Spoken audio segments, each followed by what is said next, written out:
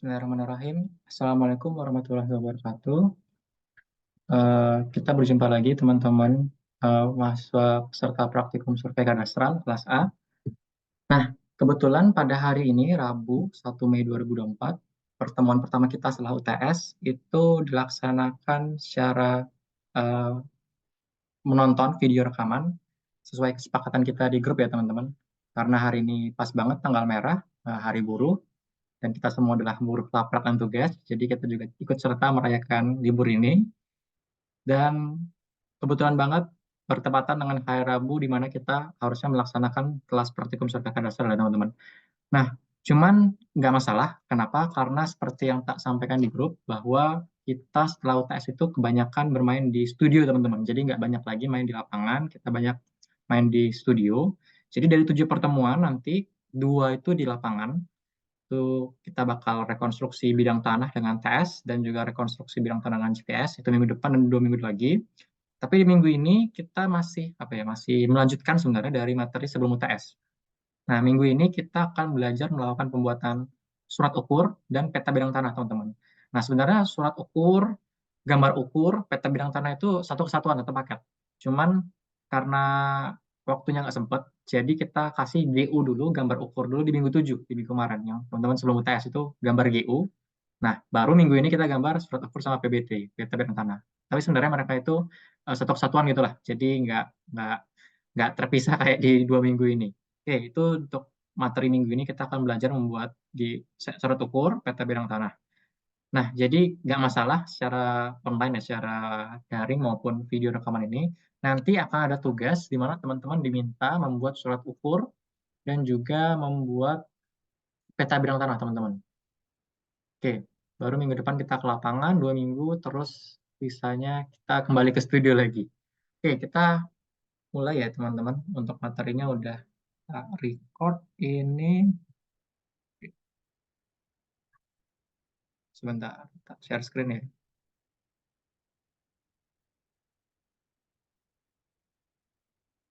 Oke, teman-teman, jadi ini materinya nanti bisa teman-teman buka di Elok di materi minggu ke-8 ya.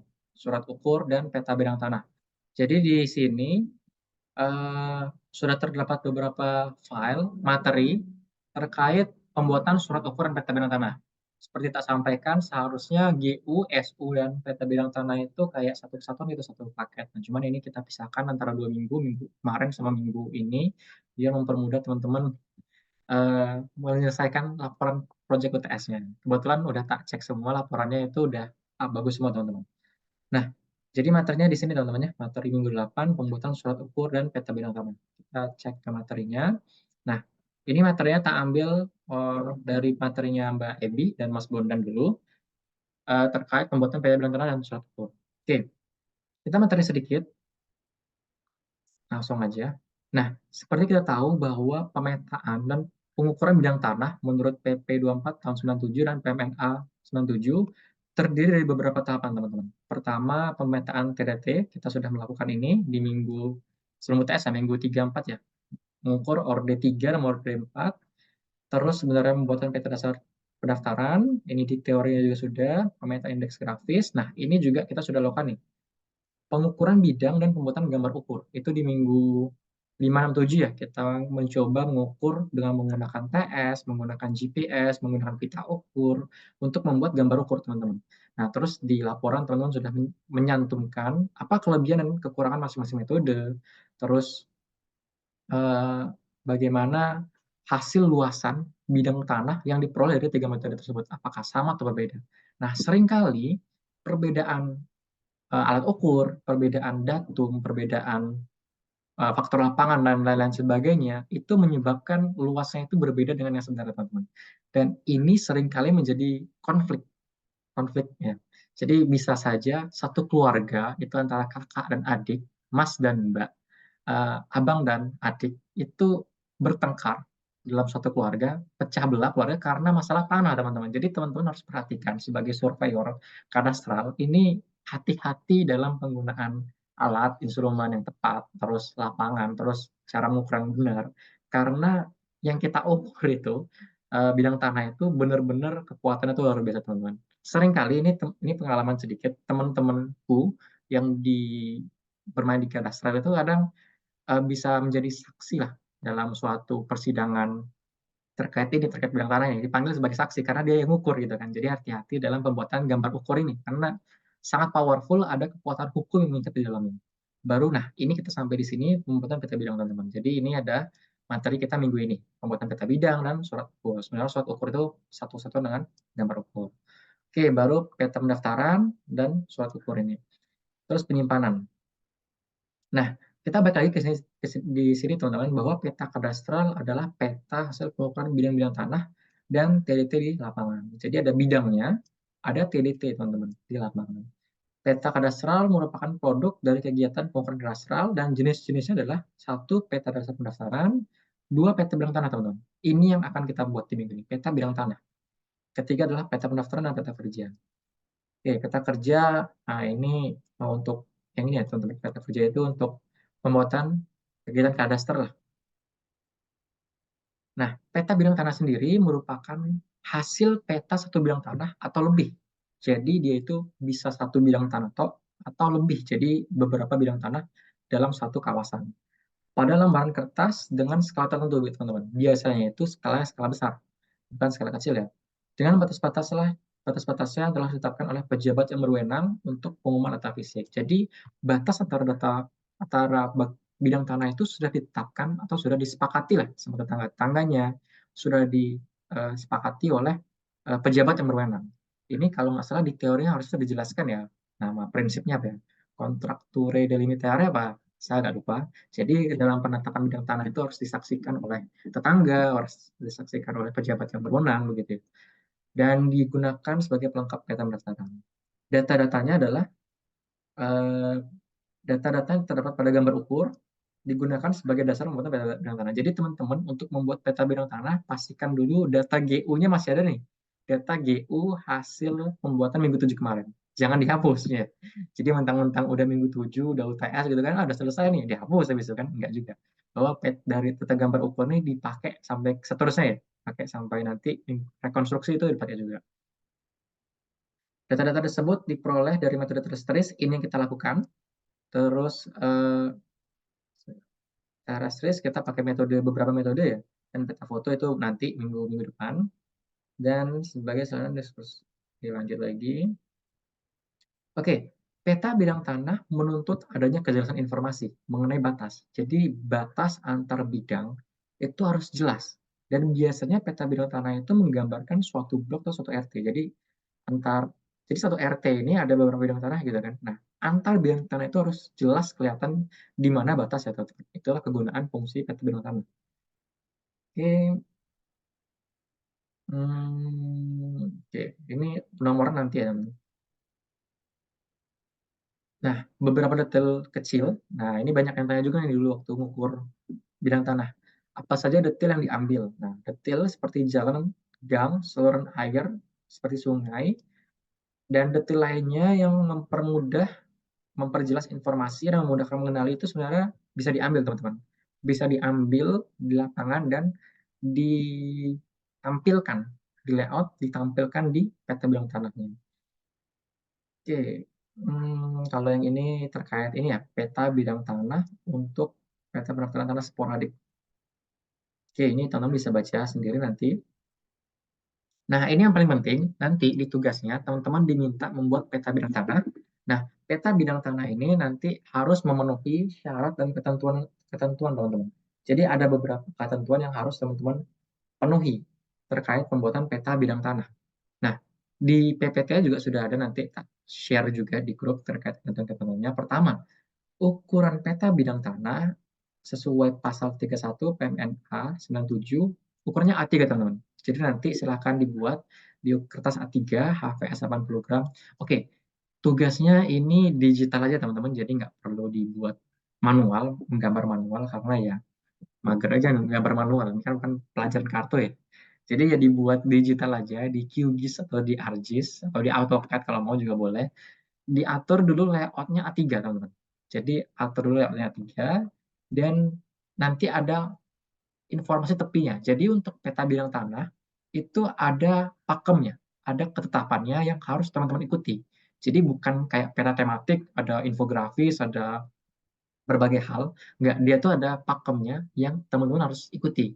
Jadi informasi tepinya itu jangan dibuat asal-asalan, tapi mengikuti aturan tertentu, mengikuti acuannya. Ada ketentuannya di PPT ada contohnya juga di Elok. Nah, untuk informasi tepi, sesuai pasal 31, ada judul peta, peta bidang tanah, RT, RW berapa, kelurahan mana, kabupaten mana, provinsi mana. Nanti disesuaikan dengan lokasi teman-teman. Harusnya ya sama ya, di teknik semua ya. Kelurahan apa ya, Sinduadi, Melati, Sleman, DIY, skala petanya berapa, tanda arah utara, batas-batas bidang tanahnya, jalan atau detail lain, terus ada NIB dan tanggal pengesahannya. Nah, ini yang penting teman-teman, bahwa ada beberapa ketentuan yang teman-teman harus ikuti, ketentuan yang teman-teman harus buatlah di QGIS, di ArcGIS. Pertama, ukuran bidang gambar sekian. Jadi ukuran kertasnya itu A3, tapi muka petanya itu ukuran bidang gambar adalah 30 kali 25. Penggambaran bidang harus jelas dan ukuran tebal 0,2 mili. Nah, untuk bidang tanah itu biasanya itu dia itu fill-nya non, fill-nya kosong. Tapi ada stroke-nya, ada warna apa ya, garis sepi, warna hitam dengan ketebalan itu 0,2 mm. Ukuran kotak keterangan ini informasi yang di sampingnya ya. Jadi 30 kali 25 itu yang muka peta, 8 kali 25 itu yang informasi tepi sebelahnya. Itu sekian senti, 8 kali 25 sesuai pasal 31 ayat 5. Terus ukuran kotak judul dan arah utara berukuran 8 kali 6 cm. Nah, diikutin ya teman-teman. Judul peta bidang tanah dengan ukuran tinggi huruf 140 dan tebal 0,5 mm. Garis arah utara ukuran kaki 3,5 cm dan lebar sayap 4 mili. Huruf U dengan ukuran tinggi huruf 140 dengan tebal 0,5 mili. Skala numeris dibuat dengan skala peta pendaftaran dengan ukuran tinggi huruf 120 dan tebal 0,3 mili. Dan kotak lokasi peta 8 cm kali 34, 8 cm kali 5 cm menunjukkan RT, RW, desa, kelurahan, kecamatan, kabupaten, dan kota dan ke provinsi dengan ukuran dan tebal sekian. Kotak legenda ukuran sekian, 8 cm kali 10 cm dengan ukuran huruf sekian. Dan legenda berisikan informasi-informasi terkait isi peta. Jadi ada peta bidang tanah, peta bidang tanah, batas bidang tanah, dan lain-lain seperti jalan ya, detail lain yang perlu ditampilkan dalam peta. Oke, ini sebenarnya yang paling penting teman-teman harus perhatikan dalam pembuatan peta bidang tanah. Jadi dia itu nggak sembarangan, tapi ada ketentuannya dalam diatur dalam pasal, diatur dalam peraturan teman-teman. Jadi harus diikuti untuk pembuatan peta bidang tanah ya teman-teman ya. Oke, ini untuk sistematik. Jadi ini eh,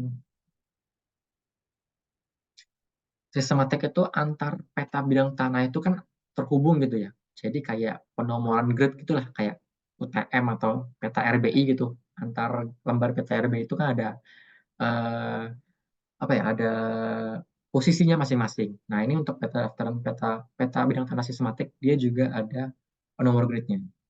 Terus ini kayaknya nggak perlu ya karena kita nggak saling buat ini. Jadi ntar yang dibuat itu adalah peta bidang tanah untuk masing-masing kelompok teman-teman.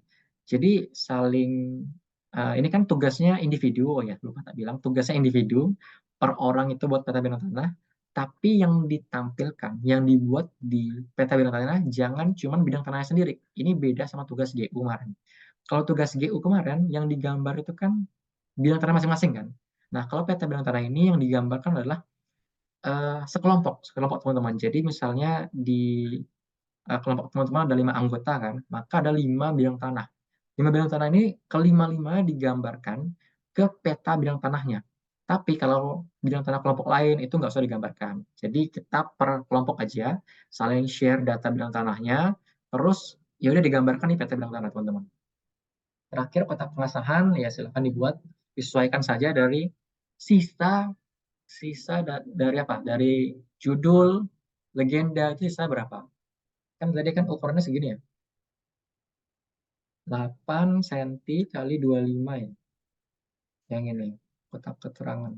8 kali 25 ini 8, terus ini 25, terus 6 cm ini udah kotak arah utara, Terus berapa ini? Legenda tadi, lokasi peta 8 kali 4 di sini. 4. Terus kotak legenda 10. Berarti sisa 5 senti ya. Nah, 5 senti ini untuk pengesahan, nomor pengesahan. Yang ini. Ini 5 senti ya berarti ya, sisa. Oke, seperti itu. Nah, ini legenda-legendanya yang bisa dimasukkan ke dalam peta bidang tanah. Ada batas administrasi, batas fisik dan bangunan. Nah, ini ya. Batas bidang tanah ini yang paling penting nih. Bidang tanah, ada jalan, terus ada perairan, masalah perairan, titik dan benda tetap lainnya. Nah, ini TDT-nya, TDT Orde 3 dan Orde 4. Teman-teman letakkan di mana, sama titik tanda batas. Titik tanda batas ini sebenarnya penanda batas antara bidang tanah, teman-teman. Dan dia bisa dari beton, besi, paralon, dan kayu. Cuman kita nggak ukur pakai tanda batas ini ya, jadi ya ini sebenarnya nggak perlu. Oke, ini formatnya teman-teman. Nanti juga ada di Elok format eh, contoh formatnya. Silahkan dibuat di aplikasi spasial dengan mengikuti aturan yang sudah disampaikan tadi. Ada ini muka petanya tadi yang tak sampaikan. Ukurannya tadi berapa ya? 30 kali berapa? 25 ya. Terus ini keterangan tepinya ada judul dan juga arah utara, skala. Terus ada lokasi di mana teman-teman? Ada desa, kabupaten, provinsi. Terus ada legendanya nanti sama pengesahan ya, pengesahannya. Ini contoh menurut peraturan yang di sini ya, Permen ATR BPN. Ini untuk yang sporadik, yang sporadik atau sporadik ya ini. Oke, itu yang PT bilang teman-teman. Jadi tugasnya individu, silahkan dibuat PT bidang tanahnya yang mencakup 5 atau 6 bidang tanah sesuai anggota kelompok dengan ketentuan aturan yang sudah disampaikan. Nah, aturannya ini ya terutama di informasi tepinya ya harus pas dan sesuai. Untuk data bidang tanahnya silakan mengacu ke GU atau data bidang tanah seukuran kemarin yang lengkap, yang pas saling share antara anggota kelompoknya. Jadi ada 5 anggota kelompok, maka ya saling share lah 5 bidang tanah ini harus muncul di tiap peta individu teman-teman. Jadi tugasnya individu, tapi di peta bidang tanah memuat 5 bidang tanah tadi. Oke, kita lanjut ke surat ukur dulu. Nah, kalau surat ukur ini adalah dokumen sebenarnya teman-teman. Jadi bukan peta bentukannya, tapi dokumen ini lebih mudah teman-teman buatnya. Jadi tinggal ada template-nya, ya teman-teman silahkan isi aja sama kayak apa ya, kayak informasi bidang tanah di mana, gitu-gitu ya. Nah, surat ukur ini diatur di pasal 56 PMNA dan ini digunakan untuk keperluan pendaftaran hak. Nah, dibilang surat ukur. Oke, dibuat satu lembar untuk keperluan penanda sertifikat dan ditandatangani oleh kepala seksi pengukuran dan pendaftaran tanah. Oke, ini jadi sebenarnya surat ukur itu intinya merupakan dokumen formal, dokumen resmi yang menunjukkan ukuran teman-teman. Jadi dalam surat ukur itu sebenarnya dilampirkan GU-nya, gambar ukurnya. Jadi nanti ada contohnya bahwa surat ukur ini menerangkan kayak metadata-nya lah istilahnya, metadata dari GU-nya bahwa dalam surat ukur ini tercantum sebuah bidang tanah terletak di lokasi mana, dengan nomor sekian, keadaan tanah bagaimana, apa tanda-tanda batasannya, misalnya dari tanda eh, beton atau apa, luasnya berapa, dan penunjukan berdasarkan batas oleh siapa. Begitu. Jadi ini cuma dokumen resminya. Ini lebih mudah harusnya dibuat dibandingkan peta bidang tanah, ya, teman-teman. Oke, ini peraturannya, aturannya bahwa pembuatan surat ukur itu diatur dalam pasal 157, teman-teman. PMNA dibuat menggunakan DI, Daftar Desain 207 menurut data fisik, hasil ukuran teman-teman. Sesuai data fisik bidang tanah, oke. Oke, ini sepertinya bisa teman-teman baca sendiri ya. Ini terkait aturan-aturan di pasalnya, teman-teman, di pasal 157 terkait surat ukur. Ini 158, oke. Oke, untuk surat ukur, teman-teman di sini diminta untuk menuliskan luasnya. Makanya di minggu 7 dulu, untuk penulisan laporan, tak minta menghitung berapa luas bidang tanahnya. Karena luas bidang tanah ini juga muncul lagi di surat ukur, teman-teman. Di surat ukur itu dicantumkan sebenarnya, teman-teman. Berapa luas bidang tanahnya. Ada ya? Nah ini, luas bidang tanah ini. Nah, ini yang dicantumkan berapa luasnya. Nah, untuk luasnya bisa mengikuti aturan di sini ya. Kalau misalnya kurang dari 1 hektar, ditulis dalam fraksi meter, 1 sampai 5 hektar, fraksi ribuan meter, luas 5 sampai 100, ratusan meter, lebih dari 100, fraksi ribuan meter. Dan ini contohnya, jadi kalau misalnya 995,6 itu dibulatin aja 996, dan seterusnya ya teman-teman. Jadi ini kayak aturan penulisan angka penting untuk luas bidang tanah. Ini diikutin untuk penulisan di surat ukurnya. Oke, ini masih sama. Nah, ini contohnya teman-teman. Surat ukur itu terdiri dari beberapa bagian. Pertama nomor belangko, kedua kode provinsi, kabupaten kota, ini kodenya, jadi tiap provinsi itu ada kode masing-masing yang dituliskan di sini. Terus ini NIB bidang, terus nomor surat ukur di sini. Kayaknya yang ini nanti bisa dikosongkan dulu ya teman-teman terkait nomor ini. Nah, yang di sini nih.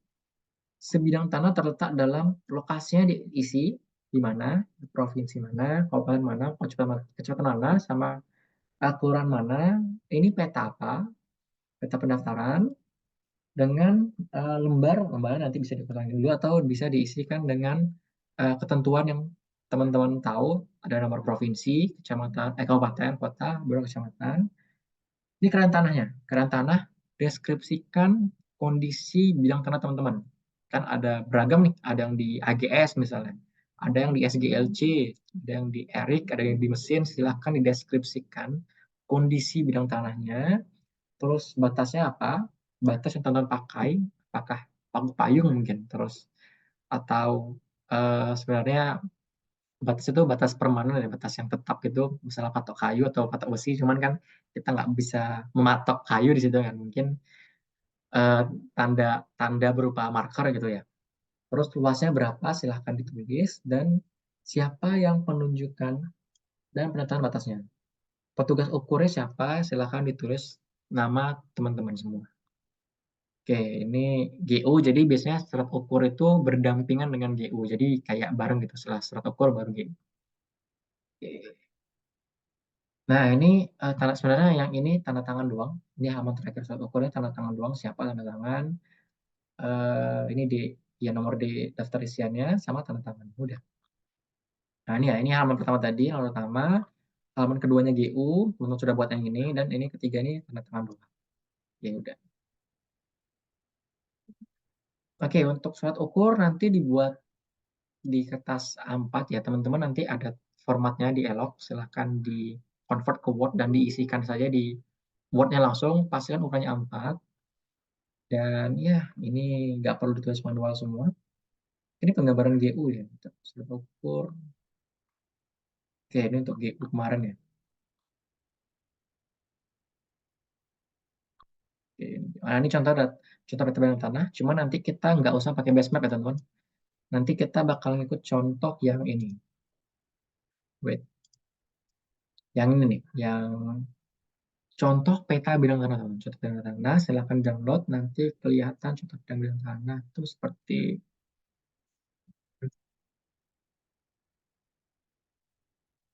Nah, nih nanti teman-teman silahkan nanti dibuat ini ya di kertas A3 berapa ukuran kotak petanya silahkan disesuaikan. Terus kotak informasi tepinya sama apa saja yang dalam informasi tepi. Ada judul, terus ada arah utara, skala, terus ada apa ini, lokasinya di mana, sama legenda-legenda. Nah, ini silahkan diikutin saja, sama ini diikutin saja ini seperti ini. Ini boleh diganti teman-teman, diganti nama Bu Yeni ya mungkin ya sebagai contohnya apa yang mengecek. Nah, untuk legendanya teman-teman, ini pakem. Jadi jangan diubah, maksudnya teman-teman mau buat legenda sendiri gitu bahwa bidangnya itu bentuknya kayak ini, itu jangan jangan dibuat sendiri, tapi ada pakemnya silahkan dibuat seperti ini. Seperti ini teman-teman. Jadi persis seperti ini, hanya saja ini diganti dengan data teman-teman. Jadi ini nanti nomor bidangnya silahkan diisi dengan nomor urut teman-teman ya nanti ya, kayak di GU kemarin. Terus ada detail jalan, silakan yang diisikan detail jalan, sama ini batas bidang tanah. Jadi tugasnya individu tapi memuat bidang tanah ke 5 anggota lainnya. Gitu teman-teman. Ini contoh yang lain. Nah ini, jadi teman-teman perhatikan ya, bidang tanahnya itu selalu legendanya kayak gini. Jadi dia tuh nggak nggak apa ya, nggak kok kayak gini sih mas. Memang memang kayak gini secara ketentuannya seperti ini. Bidang bidang tanah tuh bentukannya kayak gini. Legendanya seperti ini maksudnya. Nah gini ya, ada jalan, ada sungai. Nah ini pakem ya, jadi ada judulnya, ada nomor, skala, lokasi, legenda, keterangannya. Ini siapa membuatnya, untuk ketentuan apa. Nah ini batas bidang tanahnya, ada nomornya, ada apa jalan, dan teman perhatikan di sini ada gridnya. Kalau di sini belum ada ya gridnya. Nanti di sini bisa teman-teman tambahkan grid. Nah ini kan gampang banget kalau di aplikasi spasial ya, tambahkan grid. Untuk yang TDT, TDT itu juga bisa ditambahkan ke peta bidang tanah dengan legendanya tadi ya, bentuk legendanya, sama mungkin bisa dimasukkan ini apa koordinatnya teman-teman. Nah bisa ditambahkan TDT berapa, koordinatnya mana, yang TDT-nya ada di lokasi teman-teman. Jadi ada TDT order 3 mungkin, ada TDT order 4. Nah ini teman-teman bisa menuliskan NIB-nya, nomornya di sini, dan luasnya sebenarnya juga bisa teman-teman. Jadi luasnya bisa dituliskan langsung di PT Bidang Tanah, atau misalnya kayak apa ya, bidang tanah kekecilan gitu. Kalau mau ditulisin luas tuh nggak muat gitu, bisa kayak gini. Jadi dipisahin, ini di sini ada bidang tanah, ada juga NIB-nya, tapi luasnya dipesan di sini luasnya. Ini boleh juga sebenarnya seperti ini. Jadi luasnya tetap terpisah. Ini contoh yang lain ya. Oke. Nah, itu untuk PT Bidang Tanah. Jadi tugasnya individu membuat PT Bidang Tanah mencakup 5 bidang tanah anggotanya. Terus isinya seperti ini, ada muka peta, membuat bidang tanah, ada detail juga, ada nomor bidang tanah, ada luasnya, ada gridnya, ada detail jalan, ada juga informasi tepi yang memuat judul, arah utara, lokasi, legenda, dan eh, pengesahan. Seperti itu. Nah, untuk tugas kedua, yakni membuat surat ukur teman-teman. Contoh ini ya, contoh yang ini. Template-nya pakai yang ini teman-teman, pakai yang template surat ukur. Nah, ini silahkan di-convert, di-download, di-convert ke Word. Ini diisi, yang ini diisi. Terus ini dilampirkan GU teman-teman, yang ini GU teman-teman. Terus yang ini pengesahan silahkan ya diisi aja. Pengesahannya mungkin oleh Bu Yeni sebagai pengesahan. Ini contohnya. Contohnya itu seperti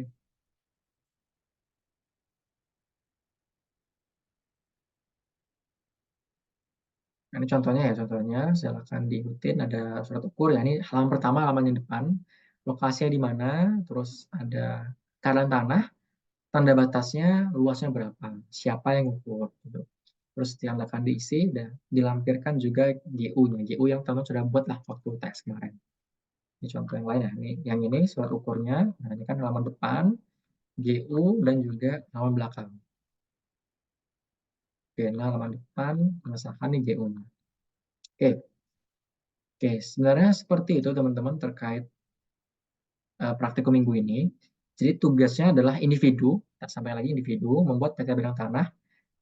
Ini maksudnya versi elektronik aja, jadi teman-teman nggak perlu membuat versi yang manual, itu nggak perlu. Jadi buat versi elektronik aja yang di layout di Cubase atau ArcGIS seserta. Terus membuat surat ukur. Jadi dua ini tugasnya, individu silahkan dikumpulkan minggu depan teman-teman. Data berasal dari data ukuran lapangan tiap kelompok dan tugas bersifat individu. Tidak perlu membuat laporan penuh, jadi hanya ditambahkan halaman cover, terus mungkin mata acara, judul jadi mata acara, tujuan, alat bahan, langkahnya secara singkat saja, baru langsung lampirkan peta bidang tanah dan SU-nya. Udah langsung itu aja teman-teman. Jangan lupa SU-nya, SU-nya A4, SU-nya itu A4, peta bidang tanah itu A3 teman-teman. Jadi jangan lupa. Oke. Oke. Sebenarnya untuk materi minggu ini cukup sekian teman-teman. Silahkan dibuat peta bidang tanahnya dan pastikan sudah selesai sebelum minggu depan teman-teman. Jadi minggu depan itu kita bakal melakukan rekonstruksi batas teman-teman. Rekonstruksi batas bidang tanah. Jadi misal suatu bencana gitu kan, batas bidang tanahnya hilang gitu. Jadi ada bencana, bidang tanahnya batasnya hilang oleh bencana gitulah, misalnya hancur gitu kan. kita pengen ngerekonstruksi batasnya. Nah, kita perlu menggunakan data-data sebelumnya, data GU, termasuk data peta bidang tanah ini. Jadi nanti peta bidang tanahnya satu orang aja per tiap kelompok itu mungkin bisa di-print, terus ditukar sama kelompok yang lain. Nanti kelompok yang lain itu akan melihat peta bidang tanahnya. Kan di peta bidang tanahnya ada TDT-nya, ada koordinat peta bidang tanah, dan juga posisi batas-batas bidang tanah. Nanti mereka akan mencari lokasi batas bidang tanah dari bidang tanah teman-teman. Jadi kayak saling tukaran gitu lah. Itu untuk minggu depan. Jadi silahkan dipastikan peta bidang tanah sudah siap, sudah selesai untuk saling tukaran dengan kelompok lain. Untuk teknisnya nanti ada di briefing berikutnya ya teman-teman. Oke, untuk rekamannya ini sudah selesai. Monggo silahkan dinonton dulu. Mungkin singkat saja video sepertinya ya. Jadi ya cuma penjelasan terkait tugasnya dan secara singkat terkait apa itu peta bidang tanah dan surat ukur. Dan apa saja ketentuan yang harus ada di peta bidang tanah dan teman-teman silahkan praktekkan dalam bentuk tugas teman-teman. Oke, mungkin sekian yang dapat saya sampaikan. Terima kasih telah menonton video ini sampai selesai. Tetap jaga kesehatan, sehat selalu, dan kita berjumpa lagi minggu depan di praktikum Survei Kadastral minggu 9. Akhiri, wassalamualaikum warahmatullahi wabarakatuh.